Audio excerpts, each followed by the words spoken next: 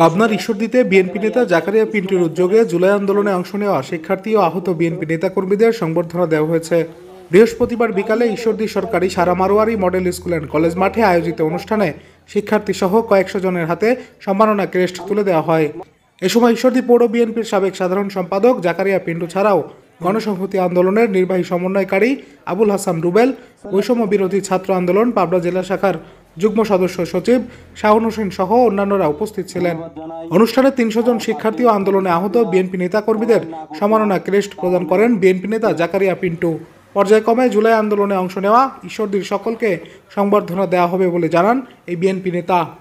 আমাদের চেয়ারম্যান বারবার বলেছে, তারই প্রতিধ্বনি হিসাবে আমি আপনাদের কাছে আবার ওয়াদা করে বলতেছি, আমাদের শুধু বাংলাদেশ জাতীয়তাবাদী দলের নয়, আপনারা যারা জুলাই আগস্টের সৈনিক তারা আগামী বাংলাদেশের নেতৃত্বে আসবেন, বাংলাদেশের প্রশাসনে আসবেন, বাংলাদেশের সচিবালয়ে আসবেন, প্রত্যেকটা দপ্তর আপনাদের মেধাবীদের প্রয়োজন নতুন বাংলাদেশ নির্মাণে।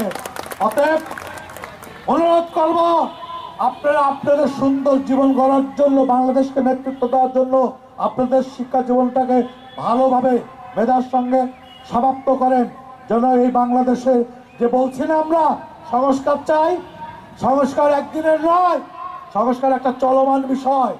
এই চলমানে আজকে আপনারা যেদিন আমরা এই সরকার ক্ষমতায় আসে, আমাদের উপর যখন নির্যাতন হয়, আপনাদের বয়স ছিল 4, সম্ভবত 4 বছর। আজকে আমরা যখন জুলাই আগস্টে মুক্তি পেয়েছি, আপনার চোখে ধীরে ধীরে দেখতে পেয়েছেন আমাদের মা বাবা ফ্যামিলির উপর, সাধারণ মানুষের উপর এই মাফিয়া সরকার কি অত্যাচার করছে, সেই দেখে দেখে আপনাদের মধ্যে বারুদ জন্ম নিয়েছিল, বুকের মধ্যে ধারণ করেছেন প্রতিবাদের ভাষা। তাই এই বয়সে আমরা যেরকম 86 সালে স্কুল থেকে বড় ভাইরা টেনে নিয়েছে এরশাদ বিরোধী আন্দোলনে নামিয়েছিল, আজও একই ভূমিকায় আছি। আজকে আপনারা কিন্তু সেই বয়সে এসেই আজকে এই তরুণরাই বাংলাদেশকে আবার বুঝিয়ে দিলেন তারুণ্যের বাংলাদেশ। তাই আপনাদেরকে আগামীতে দায়িত্ব নিতে হবে, দেশ পরিচালনার, রাষ্ট্রের প্রত্যেকটা অঙ্গে আপনাদের মতো মেধাবী সব প্রয়োজন এই বাংলাদেশ পুনর্গঠনের জন্য, পুনর্নির্মাণের জন্য। অতএব আপনারা প্রস্তুত হন। আমার নেতা তারেক রহমান ভারপ্রাপ্ত চেয়ারম্যান বিএনপির ওয়াদা দিয়েছে, উনি ওয়াদা রাখার লোক, উনি ওয়াদা করে, ওয়াদা রাখে, এবং উনি তার মায়ের পরামর্শের বাইরে যান না, এবং উনি কিন্তু শোনেন। তার বিরুদ্ধে অনেক অপপ্রচার করা হয়েছে। আজকে যেমন জাতীয়তাবাদী দলের বিরুদ্ধে একটি গোত্র বাইরের ভিতরের বিএনপিকে টার্গেট করে বিভিন্ন অপপ্রচার চলছে, সেদিনও 111 সৃষ্টি হয়েছিল একইভাবে।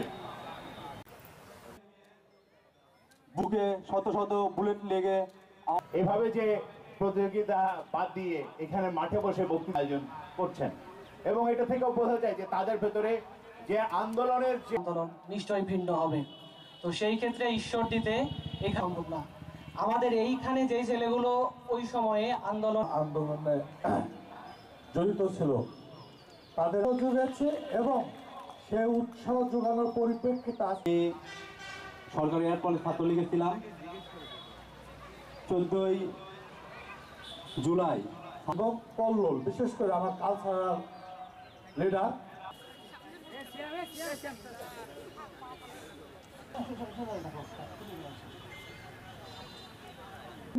ঈশ্বরদীর মাহি মেহরাব রয়েছেন, মাহি মেহরাব তানজিদুর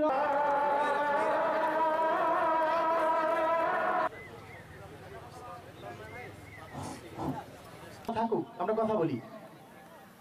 ঐশ্বর্যের গল্প হচ্ছে ঐশ্বর্য 18 জুলাই